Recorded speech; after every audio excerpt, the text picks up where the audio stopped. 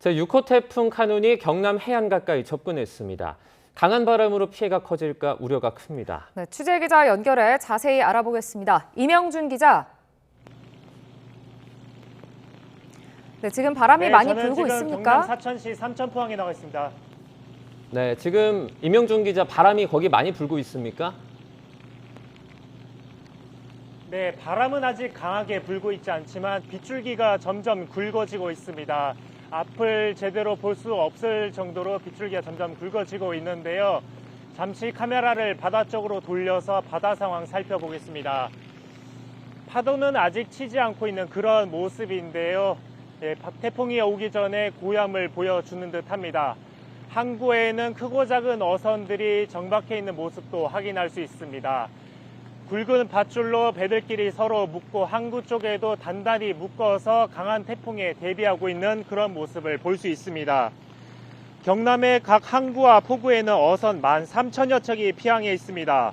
유람선과 여객선 등 100척가량도 피항을 마쳤습니다. 태풍 카눈은 새벽 3시 기준 서귀포 동쪽 해상에서 시속 22km로 경남 해안 쪽으로 다가오고 있습니다. 각 기관에서는 태풍에 대비하고 있습니다. 경남교육청은 태풍이 상륙하는 오늘 경남 지역 모든 학교에서 원격 수업을 진행하기로 했습니다. 경남도청은 재난안전대책본부를 운영하고 있는데요. 공무원 3분의 1이 비상근무에 들어가는 비상 3단계를 발령해 만일의 사태에 대비하고 있습니다. 경남 해안 주요 교량의 통행도 제한되고 있습니다. 남해대교, 거가대교 등이 양방향 전면 통제되고 있는 겁니다. 경남 지역 하천변 산책로 등 500여 곳에서도 주민 출입이 통제되고 있습니다. 진주, 산청, 의령 등 경남 15곳에 산사태 위험지역 1080세대 주민 1500여 명도 마을회관 등으로 대피를 마쳤습니다. 한반도를 지나는 태풍 대부분은 남서쪽으로 진입해 북동쪽으로 빠져나갔는데요. 이번 태풍은 강한 세력으로 한반도를 세로로 관통해 내륙으로 북상할 것으로 보입니다.